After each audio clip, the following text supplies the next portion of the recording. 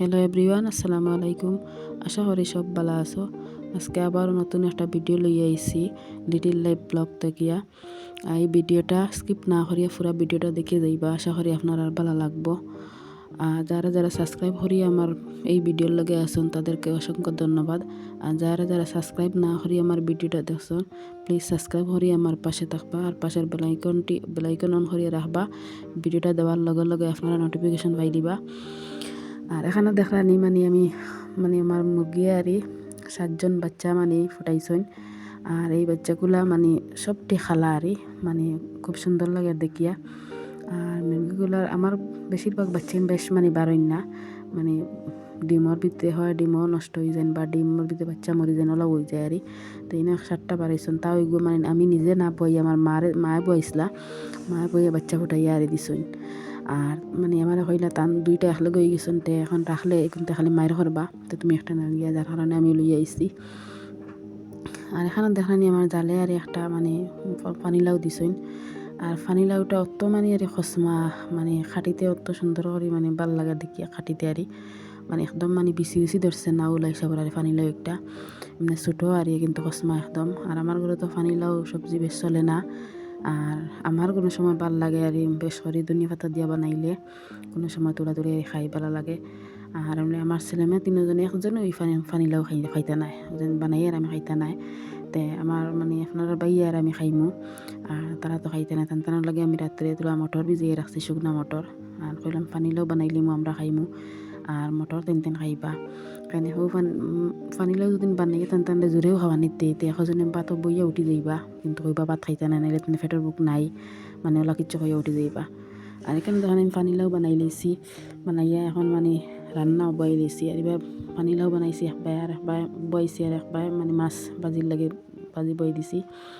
আর পানিলাউ সবজি তো খুব লগালগ হয়ে যায়, আর বিশেষ করে খসমা পানিলাউ তো আর লগালগ হয়ে গেছে।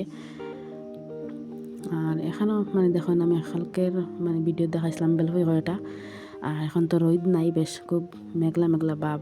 আর আমি ছোটো ছোটো করি খাটিয়া রোদও দিমু।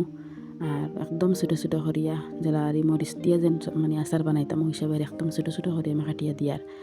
আর এই মরিচ দিয়ে আচার বানানির বাদে আর ছোটো ছোটো হইলে বেশি ভালো লাগে খাইতে। আর ভাতর লগে বিশেষ করে ভাতর লগে যেন খাওয়া তার লাগে আমি একদম ছোটো ছোটো করে বানাই। আর মরিচ আগে তো আচার দিয়ে রাখি দিছি, এখানে মরিচ এগুলো একবারে নষ্ট হয়ে যার হিসাবে। আর আজকে আমি খাটিয়া রৈদ দিলেইমু। আর রৈদ দিয়ে আবার বিকাল দিকে আনি আচার দিলেইমু। আর এখানে দেখুন এই যে মটর সিদ্ধ আমি দিলেইছি অফ ক্যামেরায়।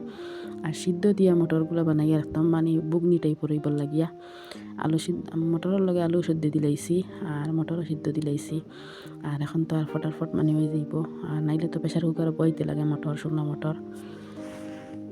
আর এখানেও দেখেন আমি মটর বইবার লাগে মশলা যা যা লাগে আর সবটা দিলাইছি। দিয়া এখন আমি আলুগুন চুলিয়া এখন আমি আলুগুন টুমা টুমা করে লইছি, টুমা টুমা করিয়া। আর এখন আমি রান্না করিয়া শুকনা মটর রান্না করার পরে আর কোনো ঝামেলা নাই খাওয়ার লাগিয়া। যে জেলাও যে কোনো যেসা হলে বানিয়ে দিল তেন খাইন। আর আমি হইলাম তে আর বয়েল করিয়া সিদ্ধ করিয়া ওলা বানিয়ে দিলে একটা কিছু জুই দিব, ফাটি ফাটি দিব আর খাইতেও ভালো হইব। যার লাগে আগে সিদ্ধ আলু দিছি। আর এখন আমি সিদ্ধ দিছিলাম মটরগুন আর লইয়ে ফেলাইয়ার। আর ইলা মটর বানাই আনলে আমার এদিন দেখিও হইবা আমার ছেলে মেয়ে 3জনে দেখিও হইবা মা রুটি বানাও বা পরোটা কিছু বানাও ইলা মটর বানানির পরে হইবা। তেন তো খাওয়ার বাদে দিতে লাগে, কোনো সময় দিই আর কোনো সময় তো দেই না ভালো লাগে না হিসাবে। আর এখন তো ঠান্ডার সময় যে কোনো জিনিস খাইতেও জানা হয় যে কোনো জিনিস তেলর ভাজা পকোড়া খাও বা রুটি খাও পরোটা খাও যে কোনো জিনিস, কিন্তু বানাইবার আলসি আর বুড়া লাগে, তার লাগে বেশ বানাই না।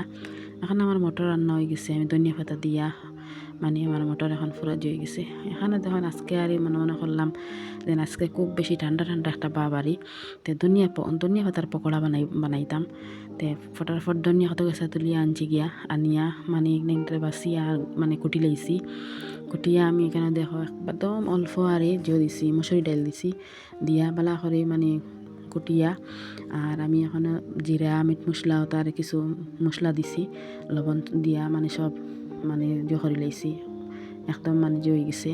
এখন আমি বড়া বানাইতাম আর যেনতেই বড়া বানানিত লাগছি মানে কত খুশি আর আমার ছেলেমেয়ে তিনজন যেন মায়ে কিচ্ছু একটা বানাইতরা খালিও কিচ্ছু একটা বানাইয়া দিতাম তিন খাইতা আর ওখান আর কোনো সময় নিজেরও মন যায় আর কিন্তু বানাই না।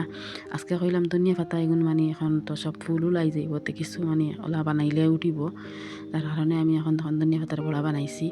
আর বড়া এগুন তোর কালার কিলা মুখে হয়ে গেছে কিন্তু আর খাসা পাত্তা কচুয়া মুখে পাত্তা যেন যার কারণে ওলা হয়েছে। আর খাইতে আবার মাসাল্লাহ খুব মজাও হয়েছে আর ফার্স্ট টাইম বানাইছি আমি ধনিয়া পাতার পকোড়া, আপনার তো বানাইয়া দেখবা। আর এখনও আমি সস দিয়া আর পেঁয়াজ কাটিয়ে দিছি। তো এখন আমার ঘরে আইসন আমার বাড়ি যে দুইজন আর বাগনি একজন, তো তেনাইয়া কইতরা মানে আমরারও জোবালা আছে সবে মিলিয়া এখন মানে খাওয়া হওয়ার মানে পকোড়া আর গরম গরম খাইছি, খুব ভালোও লাগছে, মজা লাগছে। আর এখন মানে অফ ক্যামেরায় নামাজ বন্দি ফুরিয়া এখন দুপুরের খাওয়ার মানে সবে ভাত খাওয়ার ভাতত খাইয়া বিকাল টাইমে গিয়া আমি জো করছি বেলফই আগুন যেন দিছিলাম সকালে কাটিয়া আগুন আনছি। এখন আগুন আমি আচার দিলাইমো, আপনারা আমার লগে থাকবা, আমি আচার দিই কিলা আপনাদের দেখিয়ে যাইবা আর খে কিলা মানে দেন হইও আমার কমেন্টও। আর আপনারা ভিডিওটা ভালো লাগলে একটা লাইক আর কমেন্ট করবা আর আমারে সাপোর্ট করবা। আর এখানে দেখুন মানে খালকের ফসকুর মানে ফরকুর ভিডিওত মানে আমি খামরাঙ্গি আচার মানে আচার দেখাইছিলাম যে মরিচ আচার কিলা দেন। আর আজকে কইলাম একটার মধ্যে আচার দিলে এখানেও মরিচিত আচার দিতাম, তো কোনো জাত মশলা আমি দিতাম নাই, খালি তেল দিমু তুড়া আর ও মরিচর মশলা দিয়া আর আমি আচার গুণ দিলাইমু, মানে বেশ মশলা দিয়ার নাই কিন্তু ভাতও খাওয়া হইতো হিসাবে। আর বেশি তো রাখতেও পারতাম না, এখানে সবসময় আমার ঘরে আচার চলে ভাতর লগে, মানে টেঙ্গা একটা কিছু হইতো হয় লেবু হইতো নাইলে কোনো আচার হইতো। তো আমি সবসময় আর এই সপ্তাহ আচার দিয়ে রাখি। আর এবছর হয়েছে আমি বেশি কিছু আচার দিছি না, তো বেলফই একবার দিছিলাম আর মানে খাওয়া হয়ে গেছে সব। আর এখন কইলাম তেল মরিচ দিয়ে আর বেলফই দিয়ে দিলে আগে আনা মরিচে দিছিলাম খাওয়া হয়ে গেছে। আর মরিচ দিয়ে দিলে তুলা আর লাস্টিং করে বেসারি তুলা খাওয়া হয়। আর এখন আমি তেল দিয়া আর বেলফই আগুন ডালি দিছি আর কোনো জাত মশলা দিতাম না, আর ও মশলা আর সব হইব। আর আপনার দেখো